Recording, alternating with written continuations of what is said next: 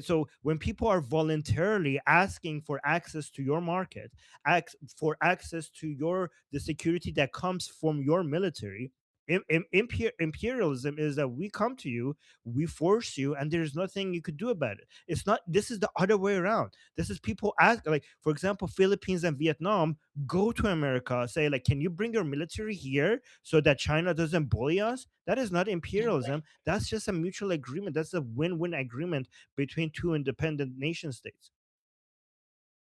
That's how I see it.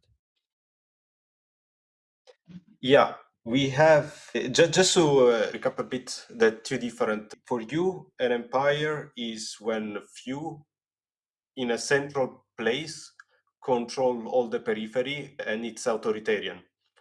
And the nation state is basically a democratic No, no, there's the most important element is that they rule over it consent. without representing them, without representing them. That's the most important part.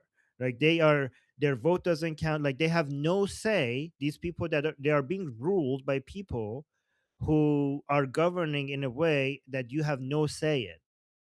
Yeah. Right? So, for example, the Roman Empire, the citizens of Rome have a say in how Rome as an empire governs. Okay. But the citizens of Jerusalem, for example, the people in Jerusalem who are being ruled by Rome, the Roman Empire, they have no say. This Roman citizens have a say. So, the people in Jerusalem are being ruled by Rome, but they have no say in how Rome operates, how it does its politics. That's empire. Yeah, for me, the two definitions, like one is control over the road, the trade route, the other one is control over the land. So a nation controls the land, the empire controls the trade. And when it is willing and unwilling, it's a bit of a Or- both thing Let make your because last point because then after this we y- want to move to the next person. so the you have debts to pay in dollars, and there is the petrodollar that was a policy, and there were a lot of coup d'etat of basically communist regimes that appeared in the Latin America. I'm not against any of those things, but it was both willing and unwilling, so done by force, and yeah, so it's both. All right. So just for last point, the only message I want to mention is that having control doesn't mean that you're an empire, because control so having control could mean because you did your job so well that now you have more economic power, more military power. That means that you have more control. That is not empire if you are not going to use the power that you have and the control that you have to do anything against the will of the people who you don't represent. Okay. And the only forms of empires that we have today is the two attempts at empire by these two, by Putin and by Islamist. Okay, so we have the nation state model dominant all around the world, and there are two groups of people who are trying to bring empire back. Not even the CCP is trying to bring empire back, even though I'm against them. I want the United States to win against the CCP, but I think the only two people who want to bring back empire is one Putin, and more dangerously Islam.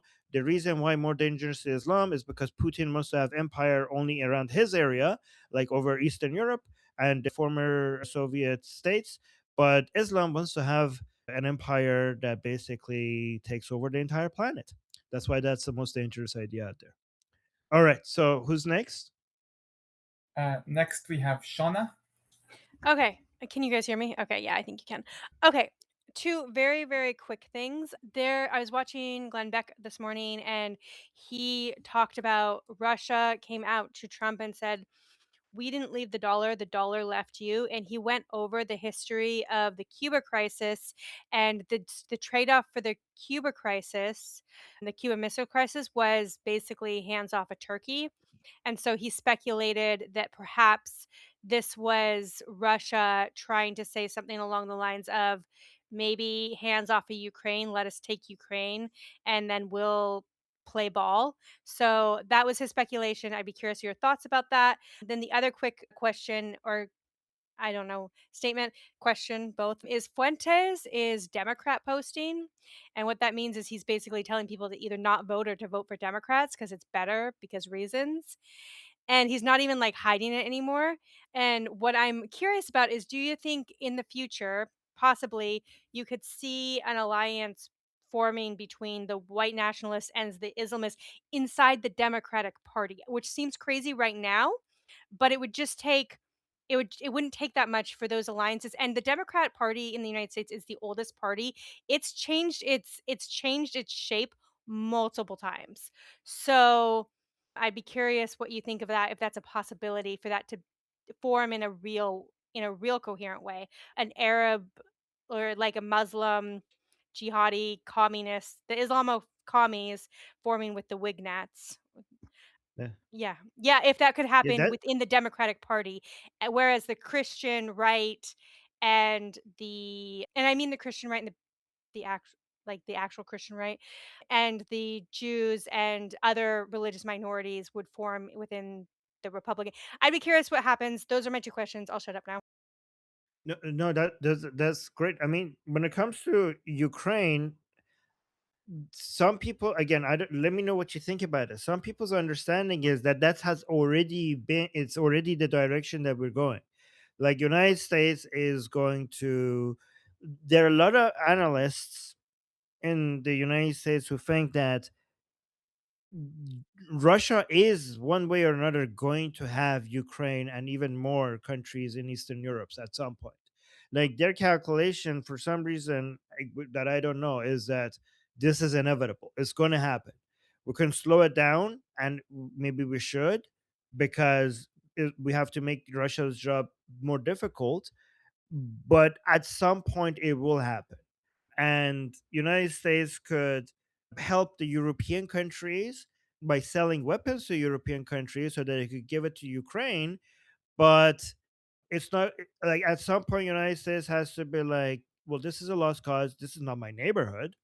I fear that East Ukraine, at the very least, will be it's looking like it's gonna be a sacrificial lamb, which I don't like that. I'm not happy about that. I'm not Yeah. saying that's good, but that's what it's looking like to me. So from Trump's perspective, okay, when did Europe come and provide, like in the past couple of years, Europe hasn't been contributing to America, like from Trump's perspective, to America's security, and United States is basically coming in and using its resources to protect Europe, right?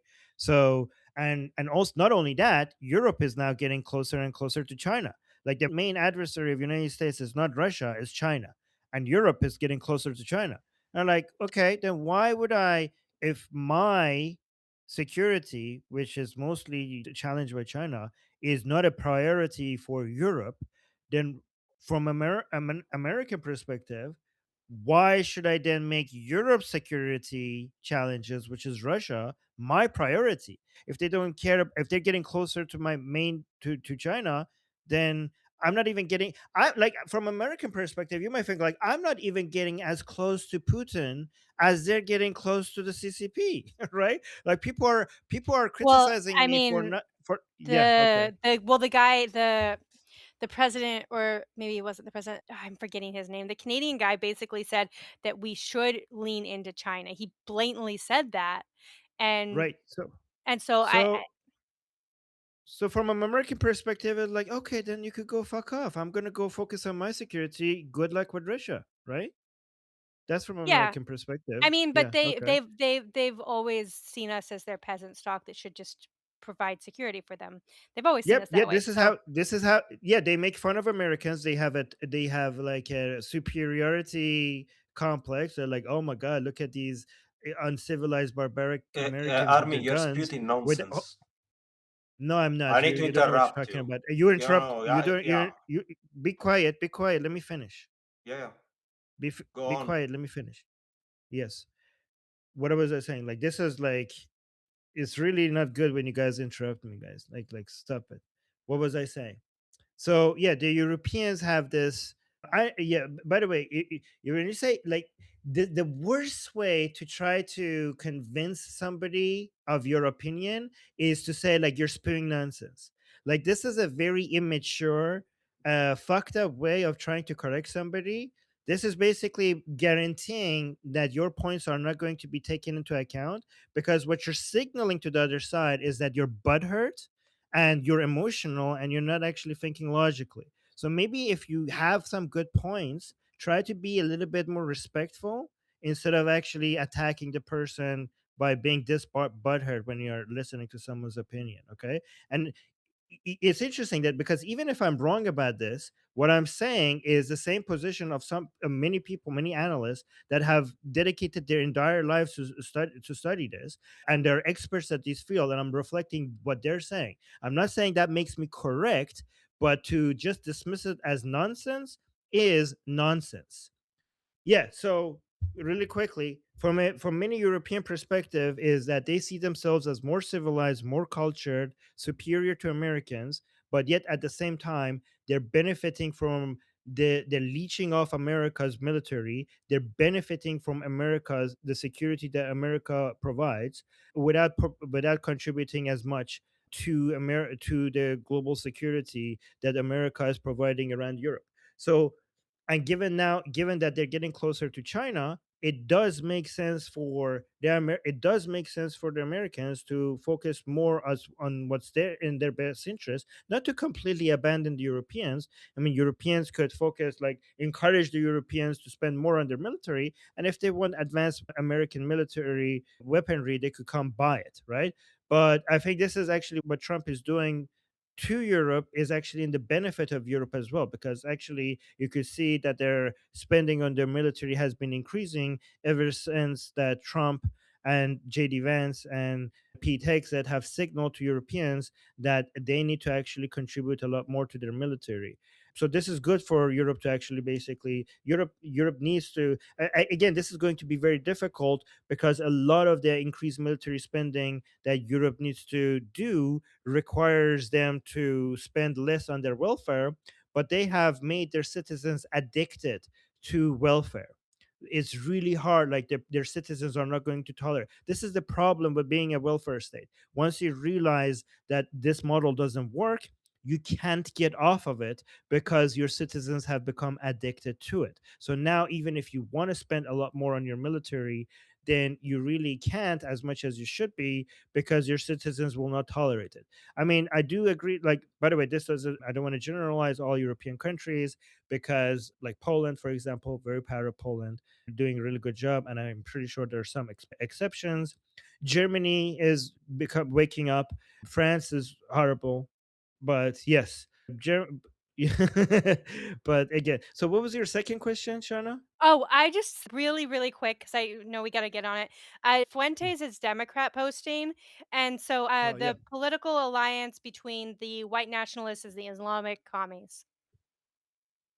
Like, open no, like, Yeah, more so open. yeah, I can see I can see that happen. Here's an interesting thing. I used to, when I used to listen to Nick Fuentes more, he wanted this union to happen so much more earlier, but he said that his expectation was more people on the left to stop with the immigration. Okay, but that's that. So here's the thing. This is why Jew hatred is such a unifying factor. Okay, they I agree with you that we're moving in that direction. I think we're going to see the Jew hatred is going to be a major deciding factor between who's on what side, right?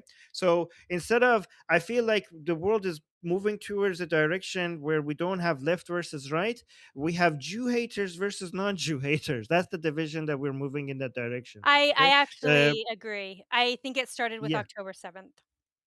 Yes, yes, and I think we're going to have, like, Nick Fuentes, right-leaning people and then leftists and Marxists on one side, and then Islamists, all of them on that side, and everybody else on this other side, right? And I think we're going to see them slowly becoming their own political thing. But the main thing that is it's not going to be perfect. Just like, I don't know, Sunnis and Shias unite over the Jew hatred, right? Sometimes they get reminded that, oh, we actually hate each other as well, and start killing each other as well. Like, it's not going to be a perfect union, but but they manage to sometimes work with each other over the Palestinian cause and Jew hatred. But sometimes it's not like they're going to completely put their differences aside. But yes, I think that some sort of a union like that is I mean, this has happened off again and again and again. It's not like this is happening for the first time, right? We Well, they expect this is also how Iran. This is how They Iran fell as a country. Go on. It's not I also wanted to mention just really, really quickly, it's not just they're unified under Jew hatred, that is one that's obviously the dominant, but they also both believe in a pan-national identity. In the case of Fuentes, sometimes it's Catholic, sometimes it's pan-European. He will coordinate with people like Richard Spencer, who believes in a pan-European identity. He believes all white people are the same, essentially. But yeah, so Richard Spencer and Fuentes kind of unify under this like sort of pan identities, and that's the other unifying factor. Whereas I think on the right, we believe in ethnic and national identities that they exist, like maybe and religious identities. They exist. I'm They might be different, but I'm actually noticing that Nick Fuentes is seeming. This is what I was trying to get to. He seems to be wanting to put white nationalism aside and just focus on Jew hatred. Okay, it's that to me. That's what it seems he, like. Because but he's still playing ball with people like Richard I Spencer, know who's an open white nationalist. I mean, he's still having him on his show. I know, but he's not going. It seems like he doesn't want to focus on that. Like he's wanting to downplay that.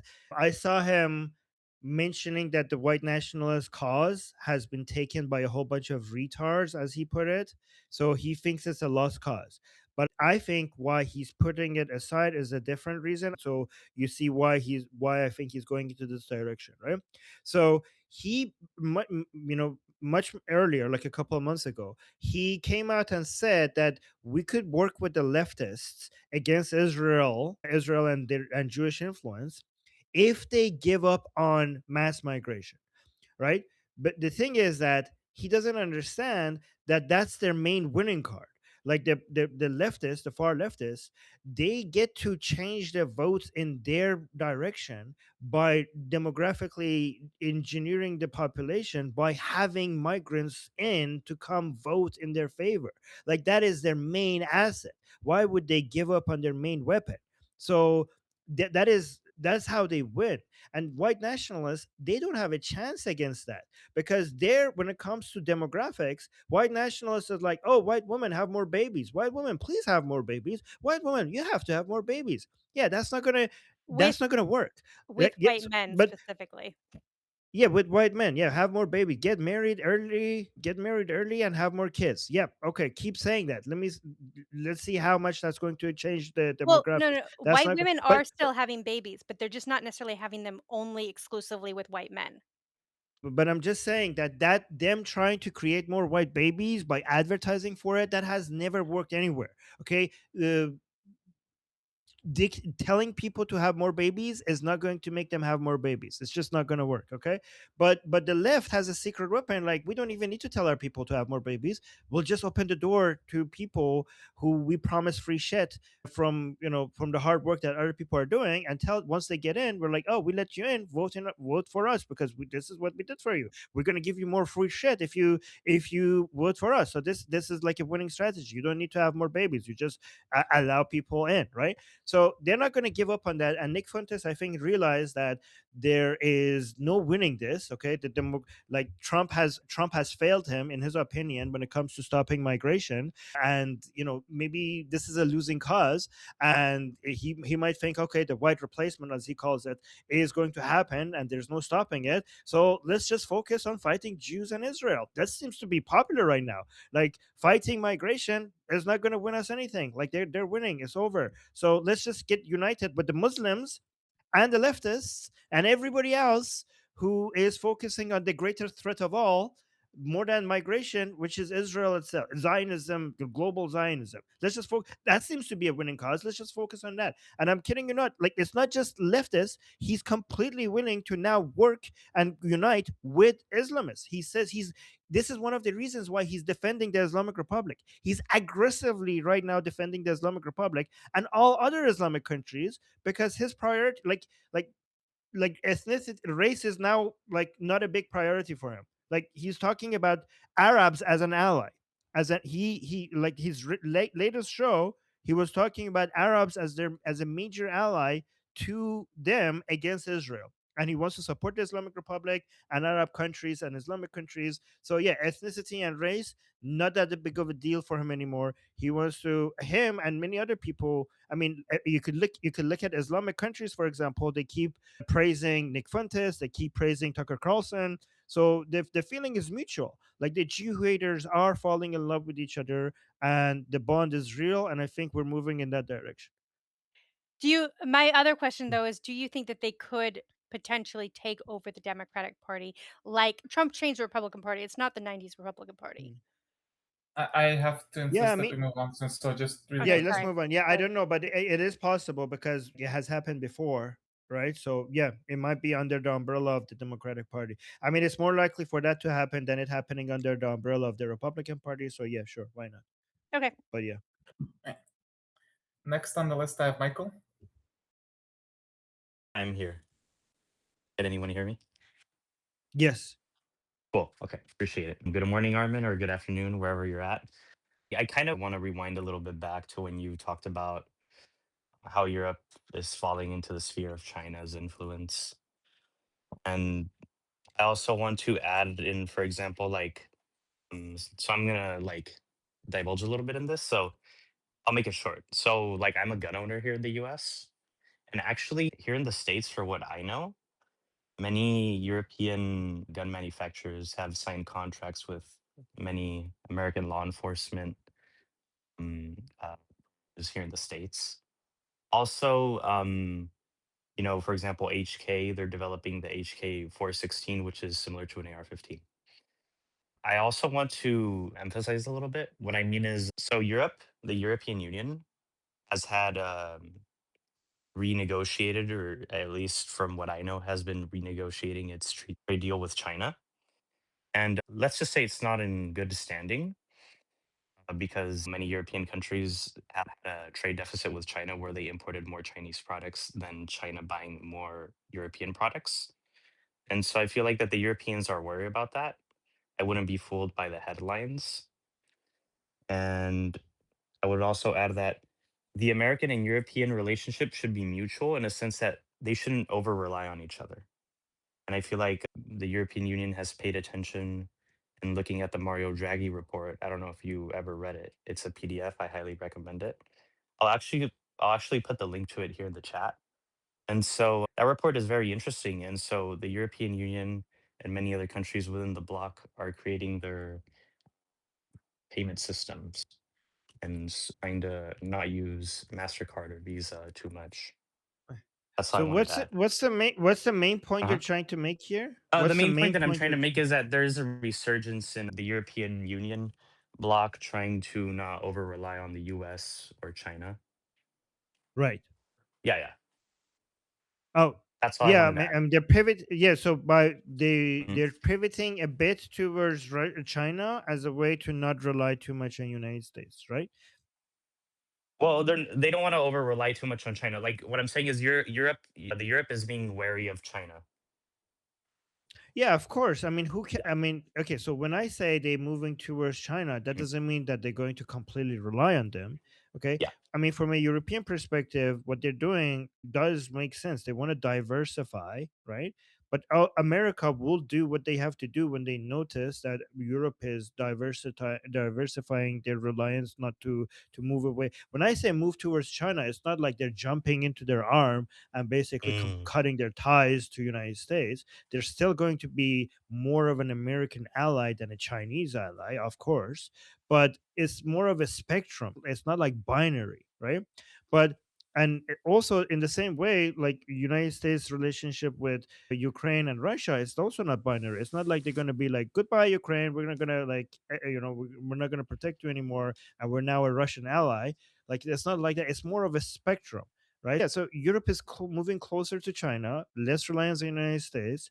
United States wants to focus more on its hemisphere, and its priority is China, not Russia. Okay, and these One are last all thing I want to spectrum. add It's not. Yeah, go is on. even this is a slap in the face for Russia because the US and Azerbaijan have made like peace talks with Armenia and stuff like that. And so clearly we're seeing a dying Russian empire because Bulgaria has adopted the euro. I don't know if you heard about that recently, and Russia tried to intervene in that. election because there was a vote on it. And Bulgaria adopted the euro. So that's good news. Next, I have All Cat right, who's Lady. next? Me. Hi. I think the debate over fentanyl earlier by Samantha and also others in the chat. I hope I maybe I misunderstood, but from my understanding, it was actually like doing a little bit of a mix up of two different worlds. Okay, they said talked about people in the chat again and Samantha about the responsibility of the user or whoever sold it to him. And I think it's a mix up because it isn't a social or a moral issue.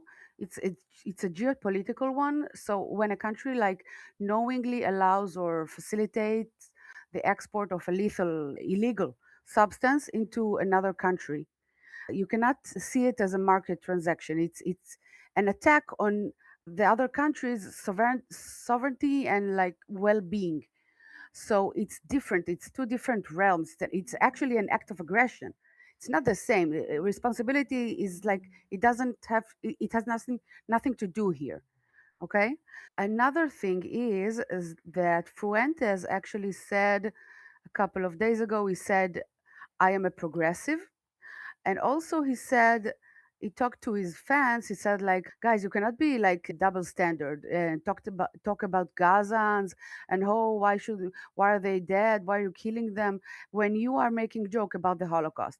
I know it's the numbers are too much and it's not true, but people died, people were starved, and you make jokes about this. So you have to be consistent. Basically, be evil all the way. So, and also he said that it used to be more fun to be a Nazi. He didn't say Nazi, but he said it was like rebellious, it was fun, we made jokes. Now everybody's like Yeah. that. I lost interest. It's no longer fun.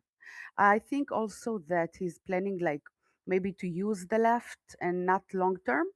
Maybe he plans like in his head to turn on them or whatever.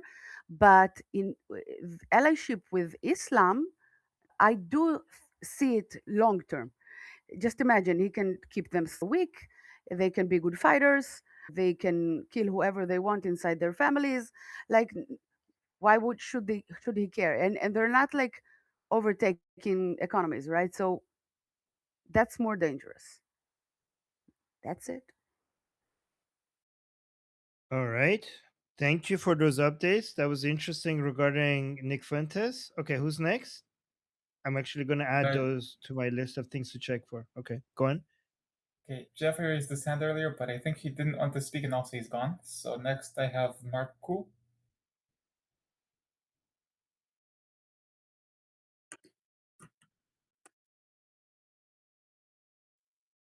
Next I have Francesco. Yeah. Francisco, Sorry for the communication before. I think, no worries. yeah, so it's not personal ever. So when I talk about, it's not ever about, yeah. Okay. Yeah, but the thing of leaving Europe to China, and that's like, that's the history that happened to Iran. Iran was not on the sphere of influence of the United States. You don't want a front to get closer to you. You don't want Wait, Europe to can you fall explain? to Sorry, I didn't China, understand the and first. then I didn't understand the first part. Can you explain again? Sorry. yeah, you don't You want me- Europe to fall under Oh, communism and then Islam. That's not in the right. interest of the United States. That will be terrible for the world, like the Islamic Republic is now. Is not the Islamic Republic in the sphere of influence of, and that's why I think it's. I wanted to intervene because it's dangerous, I think, to let Europe fall. I know that the United States has probably some other concern to protect first something, but Europe is right now, the United States benefits from Europe, and Europe benefits from the United States. And if Europe doesn't benefit, yeah, if it has to fall under enemy's hand, then the United States would spend way more money to fix that later. The cost of peace, for example, with, let's say, Hitler, would have been a lot of people that suffered more under Nazi Germany. The fact that he would have probably continued and spread wars all around the globe.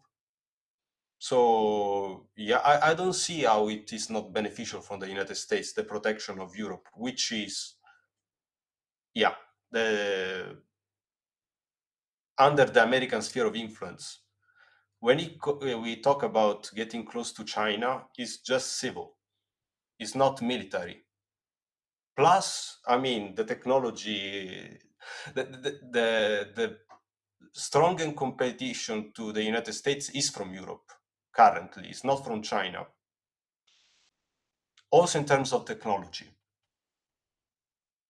Europe has ASML, satellites, autonomous submarines. It has air defense system, fighter jets. It has the lithographic machine that the chip manufacturer use, TSMC. ASML is in the Netherlands. So also in terms of technology, I mean, Europe is just second to the USA.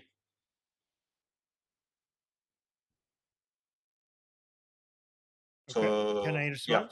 yes. Can I respond? Okay. All right. So I wasn't. First of all, everything I said, I wasn't being. It wasn't normative. It was descriptive. Like I think maybe I didn't explain it very well. I wasn't suggesting whether this is a good thing or a bad thing. This what I was talking about is was an observation of what's happening. I wasn't endorsing it, and I wasn't like the fact that Europe is getting closer to China is something that is happening again, and it's not happening on a spectrum. Obviously, even if it's happening, Europe is still going to be a closer ally to United States than China. All right, so I'm not suggesting that they're going to basically give up on United States and just jump into the arms of the CCP. I'm talking, for example, if it was like, let's say, for example, just making up numbers. If it was like 95 US, 5% like closeness to China, just making up. We're going to go to like, I don't know, 80-20, something like still, I mean, still America is still going to be the main ally, like, but just shifting more towards China. That's what's happening. And again, I wouldn't, obviously, I don't want Europe to fall. I think Europe is like, still, I mean, even with the welfare state, they still represent Western civilization, and like most of the values that Europe has is still superior to the rest of the world. Even if we criticize a lot of the bad decisions that they're making, still compared, I don't know, compared to Putin, compared to the CCP, compared to the Islamic countries, we still consider them to be much more superior to them. But if we want Europe to spend more on its military, is because we think that Europe is worth defending, right? Yeah. So, and also when it comes to, but what we're talking about is not about what makes Europe fall. Like when we're talking about United States not supporting Europe as much when it comes to Russia, okay, Russia is a threat to Eastern Europe. It's not going to be the fall of Europe. Okay, so the problem that you're having an issue with, which is basically destroying Europe from within, which is leftism and Islamism, that is something that United States can't do anything about, right? So we are talking about two different threats. We're talking about a military threat from the eastern borders, from the eastern borders of European countries, like coming from Russia, which is going to, maybe if this happens at some point, we're going to see Ukraine and some other European countries become part of Russia. That's one threat. That's the part that I'm talking about, that maybe United States and understanding is that one way or another this is going to be happening. Not everybody in the US, but some people in the US think that's going to happen one way or another. I'm not saying that. I'm just saying I observed some analysts are saying that, right? And but the threat that you're worried about, okay, which is the spread of Islamism and leftist ideology inside Europe, that is something, when it comes to United States supporting its allies from a military perspective, that is something that could only be done because they want you to do it, like European countries want America to do this. But when it comes to protecting Europe, when it comes to the degrading of their culture and their values, like nobody is asking, like the United States can't help Europe with that, because none of them is asking United States to come and fight Islamism. And like this is like they consider this to be their own internal issue. It's none of no one's business. They're doing this to themselves. Like when it comes to the Russia threat, they might want United States to help them because they consider this an external threat. But when it comes to Islamism and Marxist leftist values spreading in their own country, they this is a self-inflicted wound. So how could United States help them when they don't even want to help? Like they're doing this to themselves. This is going to be so United States is not abandoning Europe. Europe is abandoning Europe. So how could United States defend Europe against a self-inflicted wound? Can you let Yeah, me I can know? answer that Yeah, go because on.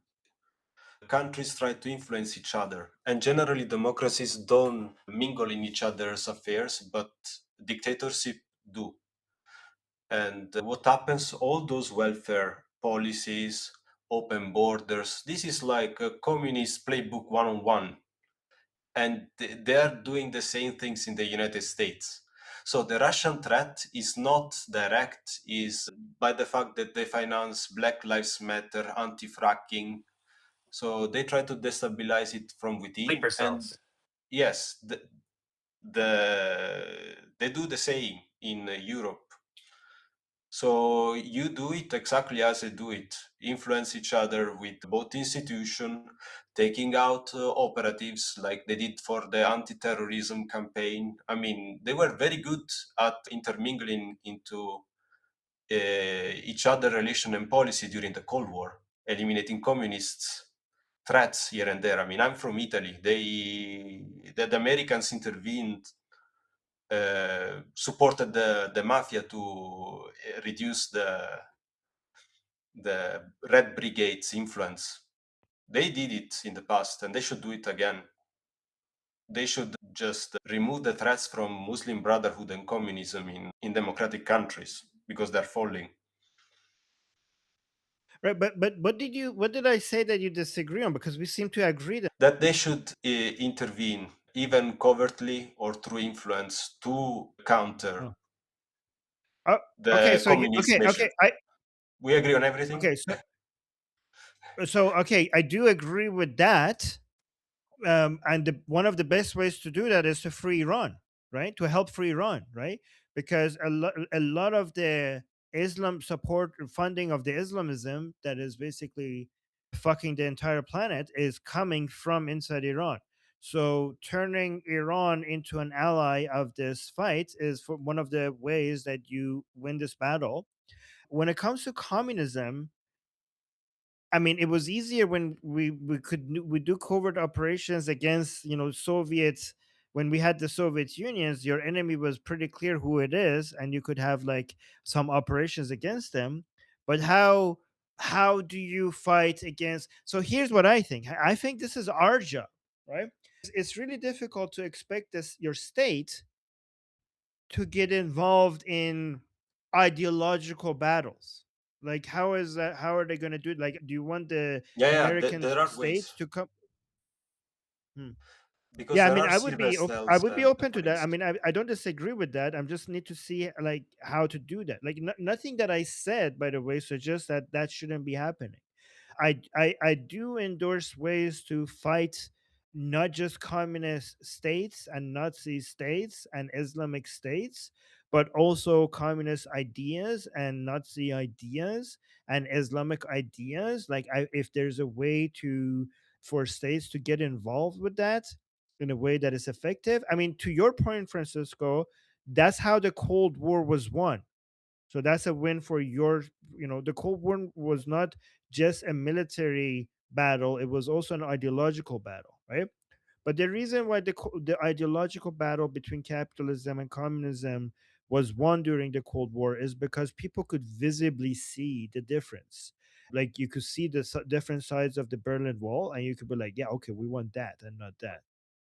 The the the way to make things more complicated for people to be able to decide who's I mean, for example, the Palestinian cause, for example, has been a blessing, the so called terroristic Palestinian cause for all of these people, right? It's hard to convince people that communism works when you can see my fridge is empty and theirs is not, right?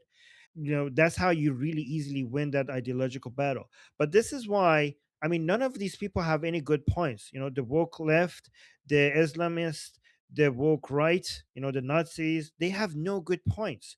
But when they come and say, like, oh, let's stop this genocide and stop the Jews for committing genocide, then they could, bec- by focusing on that, they they could basically sell themselves as being on the right side.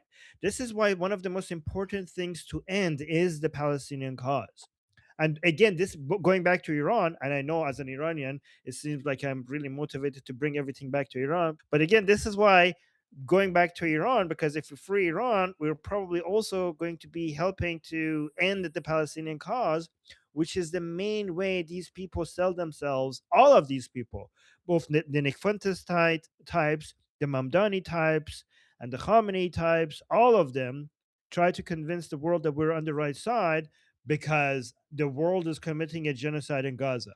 So if we take that away from them, we have hit them, we have hit their PR campaign in a way that they can't recover from. But go on. Yeah, I agree with you. I agree with everything you said. There is no disagreement there. Yeah. The thing is that it's organic. Those have bad points and still are popular because they get funded. So dictatorship push them. So when I think the United States should be more proactive towards Europe, because it's even easier to free than it is the Islamic Republic. The effort, the cost to basically rescue, for example, Britain, it's way lower than the cost to free Iran. And the consequences would be devastating if those countries fall. So that's why I generally push when, yeah, against, oh, United States should stay America first, because Oh no. Okay, it is. America first requires involvement around the world. I've been pushing back against that as well. But yeah, go on. So that's why I feel that I had to stop and intervene, because that's dangerous if the United States retrieves from all over the Mm. world. And I Oh no, think the no. right is going towards that direction.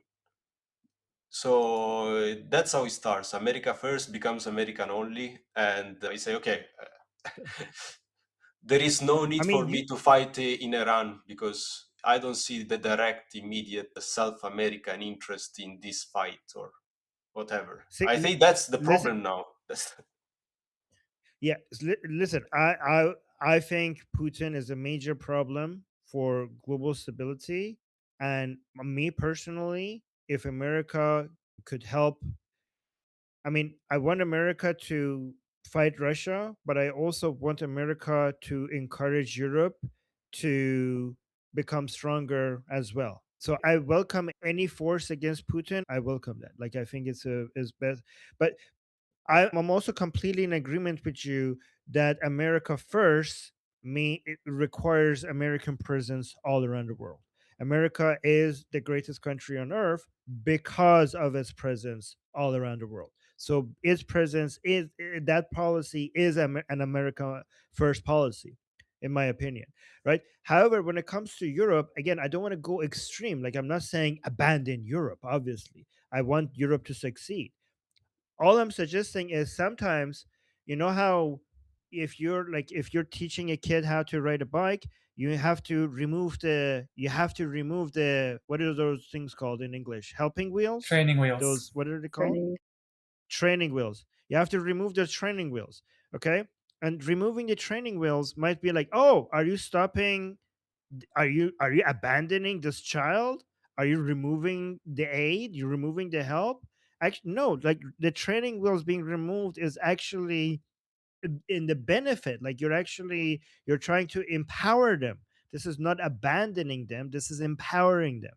You want Europe to spend more on its military, and again, it worked. Like what Trump did, again, I don't completely 100% agree with everything Trump does, but when Trump signaled to Europe that, yeah, you guys need to contribute more, they contributed more. Like they started spending more of their GDP.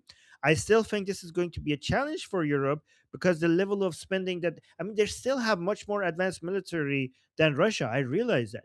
Russia's economy is only as big as Spain. Like forget the rest of the Europe. So, but it's embarrassing given how big Europe's economy is to Russia that Europe is not ready. Europe is not ready to defend itself against Russia without America's help. Europe's economy suggests that they should be so much more ready than they are right now. But they're not because they're spending on so much. They're spending on so much welfare, and it's really hard to come off of it. Europe's economy, this also requires convincing Europeans to give up on welfare, which sounds like an impossible thing to do. And like I want to hear someone's solution. I know for a fact that when a country gets to a welfare mode, then they don't ever want to get off of it because their entire lifestyle depends on it.